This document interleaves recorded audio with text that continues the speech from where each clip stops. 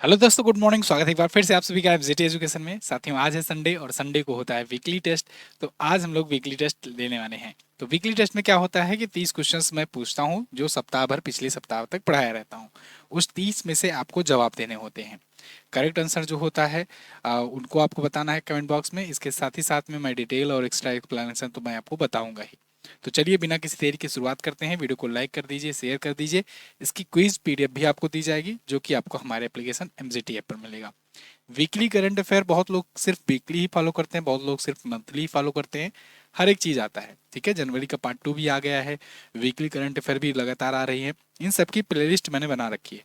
उस प्लेलिस्ट पर जा करके आप उसको अच्छे से पढ़ सकते हो, ठीक है। चलिए तो शुरुआत करते हैं हम लोग पहले क्वेश्चन से। वित्त मंत्री निर्मला सीतारमण जी ने किस थीम के साथ केंद्रीय बजट पेश किया? सबसे पहला क्वेश्चन बजट से ले लेते हैं। तो केंद्रीय बजट आप जानते हो 1 फरवरी को हर बार पेश होता है। तो इस बार जो था वो सबका विकास करके थीम थी और उसी के साथ उस थीम के साथ बजट पेश किया गया। अब इस बजट की कुछ महत्वपूर्ण बातें हैं, उनको मैं बता दे रहा हूँ। वैसे मैं आपको रिकमेंड करूंगा यही कि बजट के बारे में, जो बजट की जो फुल एनालिसिस वीडियो है उसको देखिए आप, जिससे आपको पूरे अच्छे तरीके से पता लग सके कि इस बार के बजट में क्या क्या है, किसको क्या मिल रहा है, ठीक है। तो देखो 1 फरवरी को ये बजट पेश हुआ। इसके पहले इकोनॉमिक सर्वे आया था। इकोनॉमिक सर्वे रिपोर्ट में ये बताया गया कि भारत की जीडीपी ग्रोथ रेट 6.3% से लेकर 6.8% तक रहेगी। ये एक इकोनॉमिक सर्वे रिपोर्ट से ये पॉइंट याद रखना है। पिछली बार के सप्ताह में वीकली करंट अफेयर मैंने रिवाइज कराया था। वित्त मंत्री निर्मला सीतारमण जी अपना लगातार 8वां बजट ये पेश की हुई हैं। मोदी सरकार के ये तीसरे कार्यकाल का दूसरा बजट था, ठीक है जी। मधुबनी पेंटिंग वाली साड़ी इन्होंने पहनी थी निर्मला सीतारमण जी ने। पद्मश्री दुलारी देवी ने इनको गिफ्ट किया हुआ था। बजट का साइज कितना रहा? बजट का साइज था 50.65 लाख करोड़, ठीक है। 50.65 लाख करोड़ का ये बजट साइज था। इसमें कुछ महत्वपूर्ण जो घोषणाएं की गई हैं उनको भी जान लेते हैं। जैसे किसान क्रेडिट कार्ड की लिमिट 3 लाख से बढ़ाकर 5 लाख की गई। बिहार में किसानों के लिए मखाना बोर्ड का गठन किया जाएगा। 3 एआई एक्सीलेंस सेंटर बनेंगे 500 करोड़ की लागत से। 1 करोड़ गिग वर्कर्स के लिए सामाजिक सुरक्षा योजना लाई जाएगी। इन्हें ई श्रम पोर्टल पर रजिस्टर्ड किया जाएगा। और 100 नए शहर उड़ान योजना से जुड़ेंगे। और इंटरनेशनल ट्रेड के लिए भारत ट्रेड नेट की स्थापना होगी। इसके अलावा जो सबसे बड़ा घोषणा हुआ था वो हुआ था मिडिल क्लास के लिए इनकम टैक्स रिजीम में। इस बार इनकम टैक्स रिजिम में परिवर्तन किया गया। साथ ही साथ ये कहा गया कि भाई 12 लाख की इनकम तक टैक्स फ्री रहेगा, मतलब कोई भी इनकम टैक्स नहीं लिया जाएगा। लेकिन अगर सैलरीड हो तो 75,000 रुपए का आप स्टैंडर्ड डेविएशन ले सकते हो। और उसके तहत ये 12,75,000 हो जाता है। जो सैलरीड है उनके लिए था ये, ठीक है। बाकी किसी भी सोर्स से आपकी इनकम होती है तो 12 लाख तक टैक्स नहीं देना होगा। चलिए अगला क्वेश्चन। 2025 के फरवरी महीने में भारत में कुल कितने रामसर स्थलों को जोड़ा गया? तो देखो 2 फरवरी को विश्व आर्द्र भूमि दिवस मनाया जाता है। उसी दिन रामसर साइट वगैरह के लिए अप्लाई करते हैं, किए हुए रहते हैं जो लोग, उनको शामिल भी किया जाता है। तो रामसर स्थल जो है इस बार अभी 4 नए जोड़ दिए गए। 4 नए रामसर स्थल जुड़े तो इसके बाद भारत में रामसर साइट की संख्या हो गई 89। 85 थी, 4 और जुड़ गए हैं, ठीक है ना। अब ये 4 कहाँ कहाँ के हैं इनको देख लो। तमिलनाडु में है सक्कर कोट्टई पक्षी अभ्यारण्य। तमिलनाडु में थरथंगल पक्षी अभ्यारण्य। सिक्किम में खेचोपलरी वेटलैंड और झारखंड में उधवा झील। सिक्किम और झारखंड का ये पहला पहला वेटलैंड साइट है या कहें रामसर साइट है। रामसर साइट है क्या? 2 फरवरी 1971 में ईरान के रामसर शहर में एक हुआ था वेटलैंड्स को लेकर के कन्वेंशन, वर्ल्ड वेटलैंड कन्वेंशन। तो उसी के बाद से एक लिस्ट तैयार की जाने लगी दुनिया भर में जो रामसर साइट के नाम से जानी जाती है। वो उस लिस्ट में ऐसे स्थल होते हैं, ऐसे साइट होते हैं जो वेटलैंड्स होते हैं, उनको संरक्षित करना होता है, जो आर्द्र भूमियां होती हैं, ठीक है। तो इसीलिए रामसर साइट के नाम से जाने लगे। भारत में अब तक 89 संख्या हो गई है। 89 रामसर साइट्स हैं, ठीक है ना। चलिए अगला। अंतर्राष्ट्रीय अंतरिक्ष स्टेशन यानी आईएसएस के लिए मिशन पर जाने वाले पहले भारतीय अंतरिक्ष यात्री कौन बने? तो आईएसएस के लिए पहले भारतीय अंतरिक्ष यात्री कौन जाएंगे? जो गगनयान पर भी जाएंगे। तो गगनयान मिशन में शुभांशु शुक्ला जो है लीड रोल में होंगे और इनको थोड़ा सा अनुभव देने के लिए पहले भेजा जाएगा इंटरनेशनल स्पेस स्टेशन, ठीक है ना। तो ये हैं शुभांशु शुक्ला, इंडियन एयरफोर्स से हैं ये। गगनयान मिशन में जाने वाले हैं, इनकी ट्रेनिंग भी हुई है। 4 लोग को ट्रेनिंग दिया गया है, उसमें से 3 जाएंगे। एक को बैकअप में रखा जाएगा। शुभांशु शुक्ला जो होंगे मेन लीड होंगे। और गगनयान के तहत इसरो आप जान रहे हो पहली बार अंतरिक्ष में मानव को भेज रहा है। ठीक है, तो इसके लिए इससे पहले इनको थोड़ा सा अनुभव देने के लिए इंटरनेशनल स्पेस स्टेशन भेजा जा रहा है ना। तो ये वहां जाने वाले पहले भारतीय बनने जा रहे हैं। इनके लिए एक्सियोम मिशन है और एक्सियोम स्पेस के द्वारा ये मिशन किया जा रहा है नासा के सहयोग से। AX4 नाम के एक निजी अंतरिक्ष उड़ान से ये जाएंगे, प्राइवेट से जाएंगे। अगला, गुनेरू को किस राज्य का पहला जैव विविधता विरासत स्थल घोषित किया गया? तो गुनेरू जो है ये किस राज्य का पहला विरासत स्थल है, ये पूछा जा रहा है, जैव विविधता विरासत स्थल। तो ये गुनेरी कहाँ का है? गुजरात का। गुजरात का गुनेरी जो है ये बन गया है पहला जैव विविधता विरासत स्थल। ओके, अब टोटल अगर विरासत स्थल की बात करें तो टोटल संख्या है 46 भारत में, लेकिन गुजरात में ये पहला है। और ये गुजरात में अद्वितीय अंतर्देशीय मैंग्रोव पारिस्थितिक तंत्र को संरक्षित करने के लिए किया गया है। ठीक है, भारत का पहला जैव विविधता विरासत स्थल पूछा जाएगा तो नल्लूर इमली ग्रोव कहा जाएगा, कर्नाटक में है, जो कि जैव विविधता मतलब बायोडाइवर्सिटी। अगला, हाल ही में किसको BCCI life time achievement award पुरस्कार मिला? BCCI का CK Naidu life time achievement award ये BCCI के द्वारा दिया जाता है और इंडिया में सर्वश्रेष्ठ पूरे लाइफ भर में अच्छा प्रदर्शन क्रिकेट के लिए योगदान देने के लिए दिया जाता है। तो ये BCCI के द्वारा दिया गया इस बार सचिन तेंदुलकर को। सचिन तेंदुलकर क्रिकेट के भगवान कहे जाते हैं, इनको BCCI का CK Naidu life time achievement award दिया गया है। BCCI अवार्ड की घोषणा हुई उसमें ये दिया जाता है। ठीक है, कर्नल CK नायडू के नाम पर दिया जाता है, जो 1895 से 1967 तक थे और भारत के पहले टेस्ट क्रिकेट कप्तान भी थे।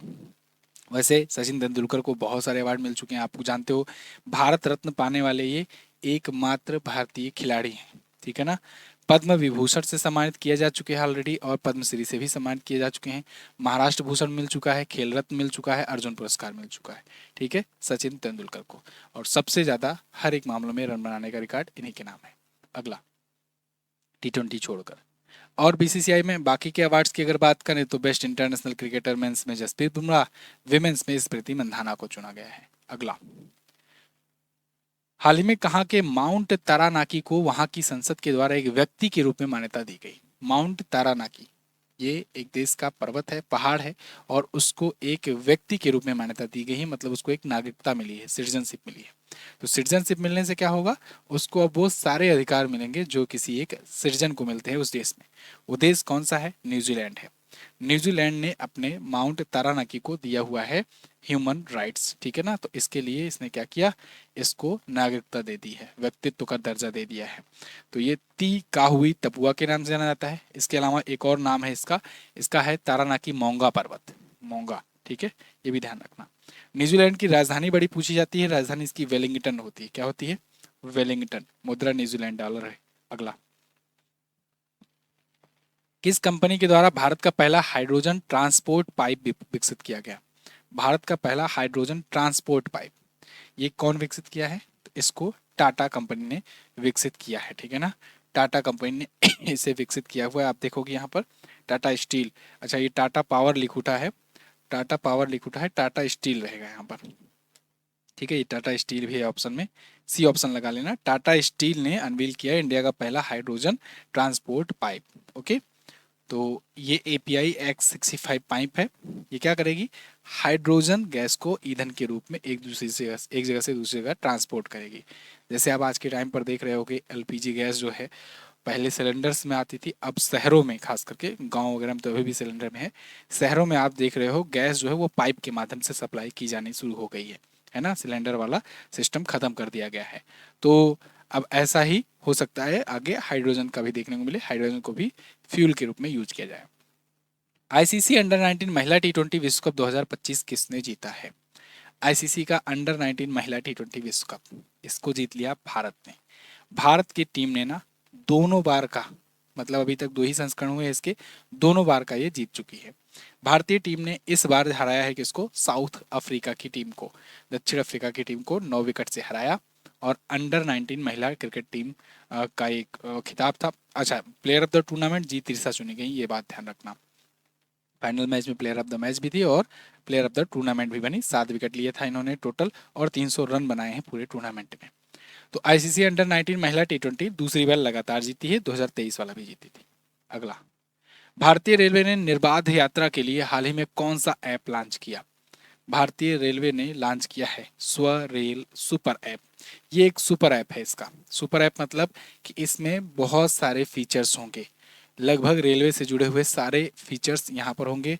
वन स्टेप सॉल्यूशन वाला ऐप होगा, मतलब इससे आप टिकट भी बुक कर पाओगे, इससे आप फूड भी ऑर्डर कर पाओगे, इससे आप अपने पीएनआर का स्टेटस भी देख पाओगे, कोई मदद चाहिए, यात्री मदद, रेल मदद, तो वो भी सुविधाएं यहाँ पर होगी।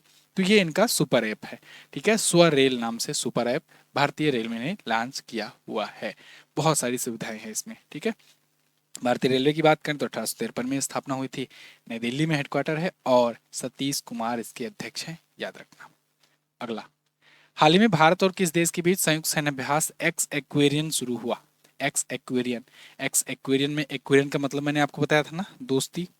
एक्वेरियन का मतलब दोस्ती, और दोस्ती एक्सरसाइज किस देश के बीच में होता है? भारत, श्रीलंका और मालदीव। तो यहाँ एक्वेरियन है, भारत और मालदीव लगा देना, ठीक है ना। तो भारत और मालदीव के बीच में एक्स एक्वेरियन हुआ 2 से 5 फरवरी तक, और 13वां ये संस्करण था। 2009 से इसकी शुरुआत हुई थी, मालदीव में हो रहा है, ठीक है ना। एक्वेरियन का मतलब मित्र होता है। दोस्ती भी याद रखना, दोस्ती ट्राइलेटरल है, ये बायलेटरल है, ठीक है। अगला, किस भारतीय अमेरिकी संगीतकार ने बेस्ट न्यू एज एम्बियंट श्रेणी में ग्रैमी अवार्ड जीता? Best new age ambient category में। तो भारतीय अमेरिकी संगीतकार हैं, ये हैं कौन? चंद्रिका टंडन, चंद्रिका टंडन, ठीक है।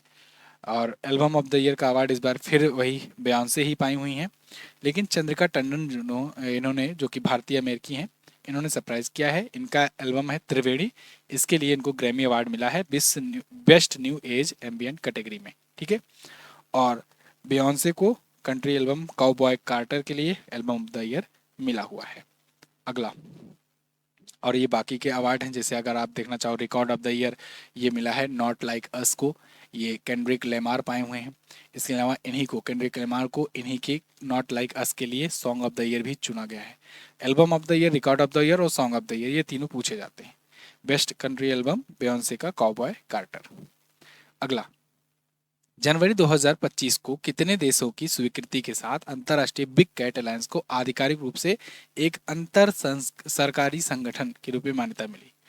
तो इंटर गवर्नमेंट ऑर्गेनाइजेशन के रूप में मान्यता मिल गई है इंटरनेशनल बिग कैट अलायंस को, यानी कि आईबी, इसे क्या कहते हैं? आईबीसीए कहते हैं, आईबीसीए कहते हैं, ठीक है ना, इंटरनेशनल बिग कैट अलायंस। इसमें जो बिग कैट्स होती हैं उनको संरक्षित करने के लिए ये संगठन बनाया गया है। तो भारत समेत 5 ऐसे देशों की मंजूरी मिल गई है, और ये हो गया है इंटर गवर्नमेंट अलायंस, ठीक है ना, अंतर सरकारी संगठन। तो ये 7 प्रमुख जो बड़ी बिल्लियां हैं, कौन कौन है? बाघ होता है, शेर होता है, तेंदुआ, हिम तेंदुआ, चीता, जगुआर, प्यूमा, इन सब बिल्लियों को बिग कैट्स कहते हैं, ठीक है। 150 करोड़ की लागत से 27 देशों ने रुचि दिखाई, और 5 देश ने क्या किया है? इसको अप्रूवल दे दिया है। भारत, निकारागुआ और इस्वातिनी, सोमालिया और लाइबेरिया। अगला, किस देश ने मिचिबिकी 6 उपग्रह लॉन्च किया? मिचिबिकी 6, मिचिबिकी 6 जो है ये जापान ने लॉन्च किया है। मिचिबिकी 6 एक सैटेलाइट है इसका, और ये 19 मीटर है, 1.9 टन वजनी है। जापान एरोस्पेस एक्सप्लोरेशन एजेंसी यानी जक्सा ने इसे लॉन्च किया है। उतना नहीं, बस केवल यही याद रखना है, मिचिबिची लॉन्च किया, ठीक है। अच्छा, जक्सा जो है इसने भी सिलिम मिशन किया था, सिलिम मिशन याद रखना इससे। सिलिम मिशन इसका मून लैंडर था, चंद्रयान मिशन था, और इसने चंद्रमा की धरती पर उतारा अपना सिलिम, ठीक है। चलिए अगला, विश्व पिकल बॉल लीग 2025 का खिताब किसने जीता? विश्व पिकल बॉल लीग, इसको किसने जीत लिया है? तो इसको जीत लिया है साथियों किसने? बेंगलुरु जवान की टीम ने। पिकल बॉल का ये खिताब था, और बेंगलुरु जवान जो है वर्ल्ड पिकल बॉल लीग को जीत लिया हुआ है। 24 जनवरी से 2 फरवरी तक मुंबई में आयोजित हुआ। विजेता ये रही, और पुणे यूनाइटेड जो थी ये उप विजेता थी, ठीक है। अगला, किस राज्य में भारत का पहला आर्टिफिशियल इंटेलिजेंस विश्वविद्यालय स्थापित किया जाएगा? Very very most important, Bharat का पहला एआई यूनिवर्सिटी कहाँ खुलेगी? महाराष्ट्र में खुलेगी, महाराष्ट्र में बनाई जाएगी। आर्टिफिशियल इंटेलिजेंस पर सिलेबस चलेंगे, स्टूडेंट आएंगे, पढ़ाई होगी, और उनसे रिलेटेड चीज़ें पढ़ाई जाएंगी, एक्सपर्ट यहाँ पर भी बनाए जाएंगे। तो एआई शिक्षा, रिसर्च और नवाचार, इनोवेशन को महत्वपूर्ण दिशा देने के लिए होगा, ठीक है ना, एआई क्षेत्र में। अगला, अच्छा एक और जरूरी बात देखो, जो आपको दिया गया था ऑफर 10 रुपए का, कि मतलब 2 दिनों के लिए 10 रुपए किया जाएगा, तो आज संडे है, आज के दिन भी ये ऑफर कंटिन्यू रहेगा। तो आज के दिन जो लोग भी भूले भटके हो, नहीं लिए हो जनवरी की बुक, हिंदी में भी है, इंग्लिश में भी अवेलेबल है, जा करके फटाफट से लो। कुछ लोग को व्हाट्सएप नंबर नहीं मिल पा रहा है, व्हाट्सएप नंबर ये है भाई, 7235939467, ठीक है ना, इस पर आप व्हाट्सएप कीजिए। और आज भी ये ऑफर कंटिन्यू है, तो आज के लिए और मौका है इस ई बुक को 10 रुपए में प्राप्त करने का। कंटेंट ज़बरदस्त है, मैं चाहता हूँ यही कंटेंट ही आप लोग देखो, और ये कंटेंट जो है आपको इंडेक्स में भी मिल जाएगा, इंडेक्स किस प्रकार से है उसी हिसाब से आप अंदाज़ा लगा लो कितना डिटेल कंटेंट आपको सिर्फ 10 रुपए में मिल रहा है। पूरे महीने भर का जनवरी है, एक बार आप पढ़ोगे ना, बहुत सारे लोग, मैं आपको क्या बताऊं, सैकड़ों लोग ऐसे हैं जो ये ई बुक लेने के बाद ना बाकी महीनों की भी ई बुक ले रहे हैं। तो आप लोग एक बार इस बुक को देखो और उसके बाद फिर बताओ फिर कैसी है। चलिए, हाल ही में किसको एक होर अश्वत्थामा के लिए साहित्य अकादमी पुरस्कार से सम्मानित किया गया? एक होर अश्वत्थामा, तो ये एक इनकी रचना है, और ये रचना है चमन अरोड़ा जी की। हालांकि अब चमन अरोड़ा इस दुनिया में नहीं है, इनको मरणोपरांत मिल रहा है साहित्य अकादमी पुरस्कार, ठीक है, एक होर अश्वत्थामा के लिए। चलिए, तो इन डिग्री, तो इनको एक ताम्र पत्रिका मिलेगी, 1 लाख रुपए का नगद पुरस्कार मिलेगा। अगला, वैसे साहित्य अकादमी पुरस्कार की शुरुआत 1954 में हुई थी, जब भारत रत्न की, जब इसके बाद पद्म पुरस्कारों की सबकी शुरुआत हुई थी, उसी समय इसकी भी शुरुआत हुई थी। किस राज्य में भारत के पहले सफेद बाघ प्रजनन केंद्र को स्थापित करने की मंजूरी मिली? सबसे ज्यादा बाघ कहाँ पाए जाते हैं? मध्य प्रदेश में। तो बाघ प्रजनन केंद्र कहाँ स्थापित करने का फायदा है? मध्य प्रदेश में, ठीक है ना, तो मध्य प्रदेश आप लगा दो ऑप्शन में। चलिए अगला, अगला है, ये देखिए, मध्य प्रदेश के बारे में। मध्य प्रदेश में सबसे ज़्यादा टाइगर रिजर्व भी हैं, ये भी याद रखो, टाइगर स्टेट भी इसे कहते हैं, ये भी ध्यान रखना। सफ़ेद भागों की भूमि को कहा जाता है रीवा को, वहीं रीवा जिले में ही स्थापित किया जा रहा है। अगला, एआई उपकरणों के खिलाफ कानून पेश करने वाला पहला देश कौन बना? एआई उपकरणों के खिलाफ कानून, एआई के खिलाफ कौन स्थापित करेगा? यूनाइटेड किंगडम, ठीक है ना, यूके। यूके वाले कह रहे हैं भाई एआई का जो यूजेस है ये बढ़ता जा रहा है, तो इससे जो उपकरण बन रहे हैं, डिवाइसेस बन रही हैं, उनमें कुछ प्रतिबंध लगाइए, खास करके ऐसे जो बच्चों के लिए हानिकारक हैं, कामुक छवियां उत्पन्न करते हैं, और उनको ऐसे टूल पर बैन लगाना है। अगर कोई इसका यूज करते हुए पाया जाता है तो 5 साल तक की जेल हो उसको होगी, ठीक है। पीडोफाइल मैनुअल भी रखना अपराध होगा, उनको उसके लिए 3 साल की जेल होगी। अगला, पीडोफाइल मतलब जो बच्चों के साथ शोषण करते हैं। हाल ही में किस राज्य सरकार ने मना मित्र नामक एक व्हाट्सएप गवर्नेंस पहल शुरू की? तो मना मित्र नाम का व्हाट्सएप गवर्नेंस पहल ये शुरू किया है किसने? आंध्र प्रदेश ने। जल्दी जल्दी आंसर करते रहो भाई, मैं तो आंसर बताऊंगा फटाफट से, आपको पहले आंसर टाइप करके बताना, ठीक है। ABC भी लिख दो, क्वेश्चन नंबर डालो, उसके बाद क्वेश्चन नंबर के बाद ऑप्शन नंबर डाल दो, तब भी चलेगा, लेकिन जल्दी जल्दी आंसर करते चलो। चलिए, मना मित्र, और लास्ट में आपको अपना स्कोर भी बताना है। मना मित्र नाम की व्हाट्सएप गवर्नेंस पहल किसने शुरू की? आंध्र प्रदेश ने शुरू की है, ठीक है। इसके जरिए क्या करेंगे? 161 सरकारी सेवाओं को व्हाट्सएप के जरिए डोर स्टेप डिलीवर करेंगे, ठीक है ना, तो घर घर जा करके ये इन सेवाओं का लाभ देंगे। व्हाट्सएप के जरिए भी बहुत सारी सेवाएं हो जाएंगी और डोर स्टेप पर भी हो जाएंगी। बहुत सारी सेवाएं मतलब जैसे जैसे किसी का मान लो राशन कार्ड में नहीं नाम है, या अपडेट कराना है, वोटर आईडी अपडेट कराना है, आधार कार्ड में कुछ अपडेट कराना है, तो ये सब छोटी मोटी बेसिक चीज़ें। हाल ही में मिली जानकारी के अनुसार कौन सा देश विश्व का दूसरा सबसे बड़ा मोबाइल निर्माता बन गया है? दुनिया का दूसरा सबसे बड़ा मोबाइल मैन्युफैक्चरर ये बन गया है इंडिया। इंडिया पहले नंबर पर है, चाइना दूसरे नंबर पर है इंडिया, जो मोबाइल सबसे ज़्यादा बनाता है। एक टाइम था 2014 में ही सिर्फ 2 कंपनियां थी जो मोबाइल प्रोड्यूस कर रही थी इंडिया में, मैन्युफैक्चर कर रही थी इंडिया में। अब आज के टाइम पर भारत में बिकने वाली 99.2% मोबाइल फ़ोन ये भारत में ही बनते हैं। इवन अब तो आईफोन वगैरह भी भारत में ही होने लगे हैं असेंबल। अभी आपने देखा ना, आईफोन का 2 स्टोर खोला गया था मैन्युफैक्चरिंग के लिए, मुंबई और दिल्ली में पिछली साल, ठीक है। 300 से अधिक मोबाइल विनिर्माण इकाइयाँ अब इंडिया में चालू हो चुकी हैं। देखो, मेड इन इंडिया ये अलग चीज़ है, मेड बाई इंडिया ये अलग चीज़ है। तो मेड बाई चाइना या मेड बाई यूएसए होता है, लेकिन बनता इंडिया में है। मतलब वो कंपनियां दूसरी होती हैं, ठीक है ना, लेकिन बनता इंडिया में है। तो देश चीन जो है सबसे ज़्यादा निर्माता करता है, भारत दूसरे पर है। यूएस के बाद किस और देश ने विश्व स्वास्थ्य संगठन से बाहर होने की घोषणा की? ये बहुत इंपॉर्टेंट क्वेश्चन है भाई। यूएसए तो डब्ल्यूएचओ से बाहर हो गया, लेकिन अब यूएसए के इन्फ्लुएंस में आकर और भी देश बाहर हो रहे हैं। यूएसए के इन्फ्लुएंस में आकर के सबसे पहले और दूसरा देश बना है बाहर होने वाला अर्जेंटीना, जो डब्ल्यूएचओ से बाहर हो गया। मतलब डब्ल्यूएचओ से इनका कोई संबंध नहीं होगा, ना ये डब्ल्यूएचओ को फंड देंगे, हालांकि फंड देने लायक है भी नहीं, है इकोनॉमी इनकी डूबी पड़ी है, और ना उनसे कोई सहायता लेंगे, ठीक है। तो ये है।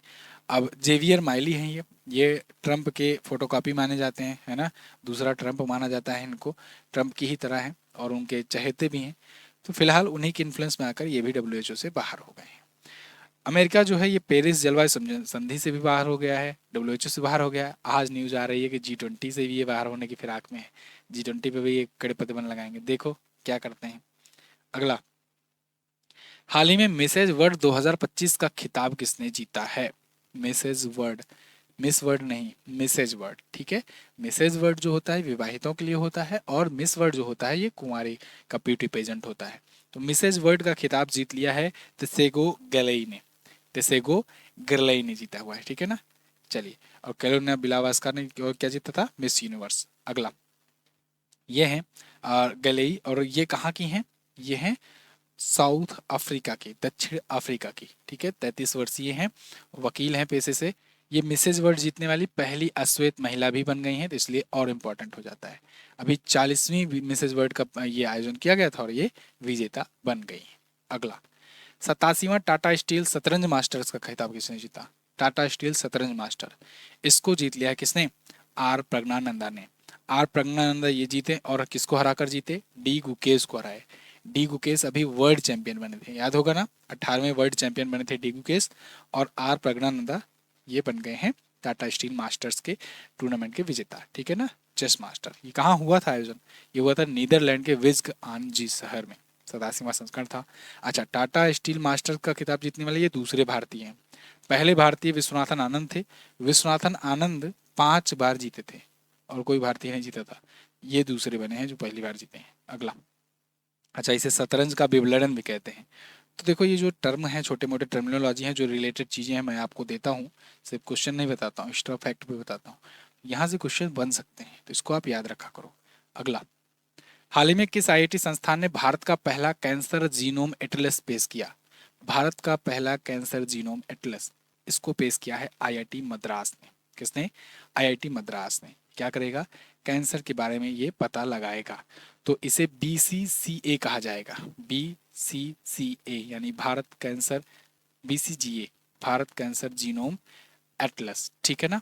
तो ये उसका मैप बनाएगा एक प्रकार से, कैंसर के अनुक्रमों के साथ ये क्या करेगा?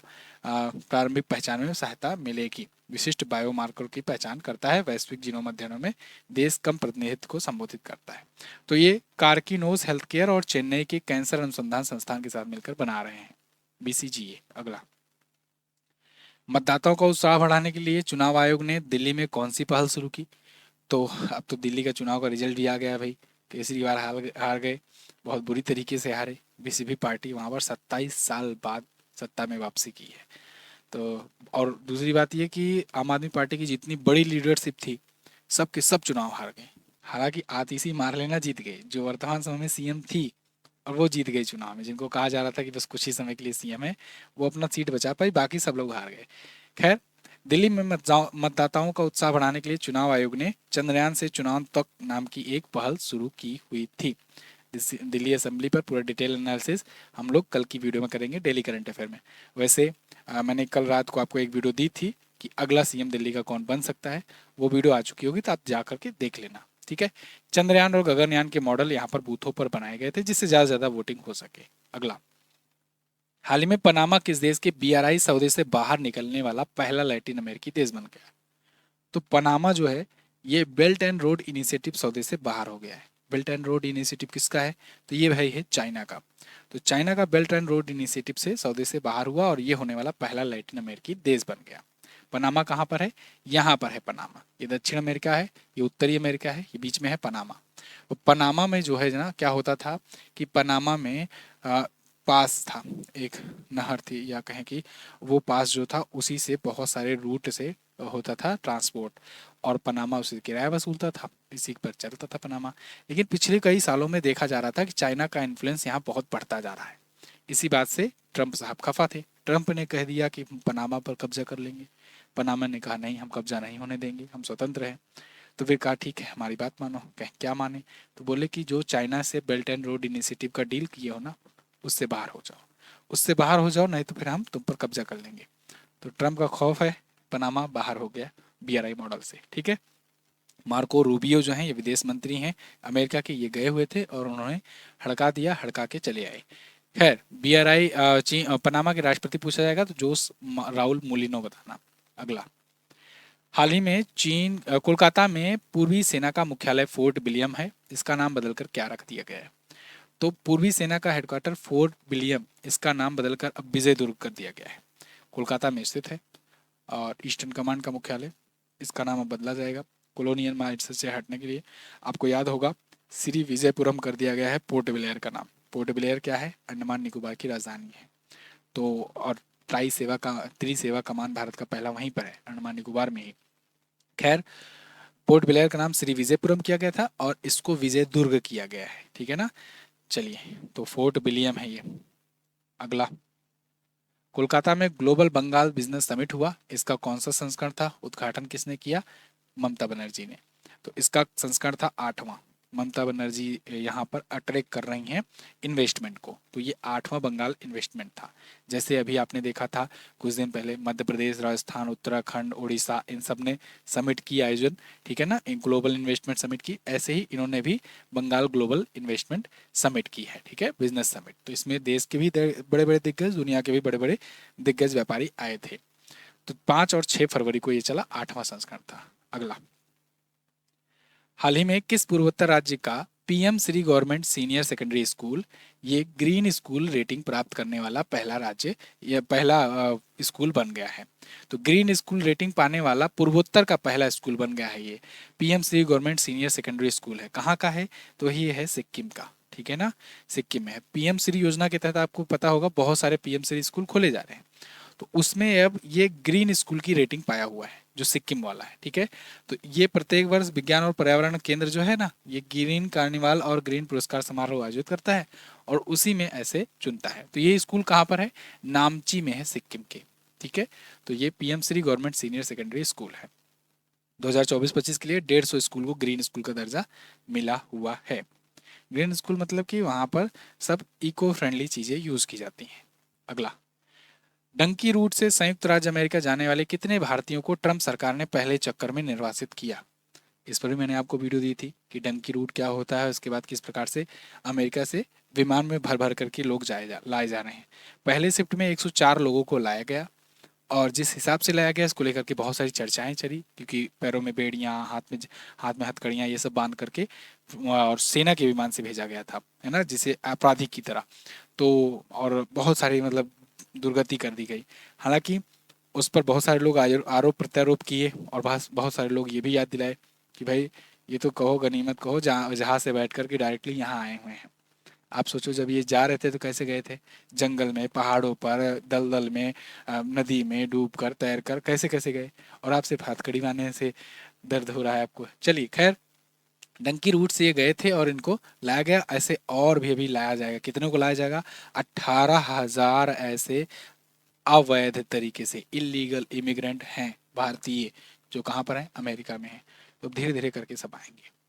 चलिए, तो ये थे वीकली करंट अफेयर के क्वेश्चंस। और ये देखो इस सप्ताह के, जर्मनी पर है क्या, फरवरी डालना था ना, मिस्टेक हो गया।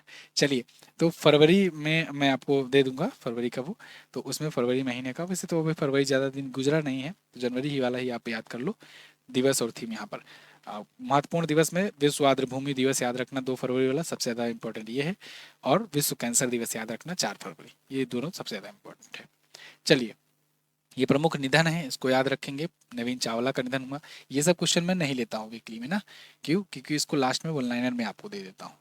तो इसीलिए आप ये सब महत्वपूर्ण क्वेश्चन भी याद कर लिया करो। ये सब आपको पीडीएफ दी जाती है, पीडीएफ मिलती है आपको टेलीग्राम ग्रुप पर। टेलीग्राम ग्रुप ज्वाइन कर लो, टेलीग्राम एमजेटी एजुकेशन के नाम पर है, आप जाकर सर्च करके ज्वाइन कर सकते हो। Thank you so much. जय हिंद, वंदे मातरम।